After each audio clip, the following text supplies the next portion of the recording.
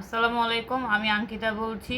যেসব আত্মীয়রা এতদিন আমাদের ফোন করে কোনো খোঁজ খবর নেন নাই, দূরের দূরের লতার আত্মীয়, কাছের আত্মীয়, প্রতিবেশীরা আমাদের খোঁজ খবর নেন নাই, দয়া করে এসএসসি পরীক্ষার রেজাল্টের দিন আমাদের কোনো খোঁজ খবর নিতে আসবেন না।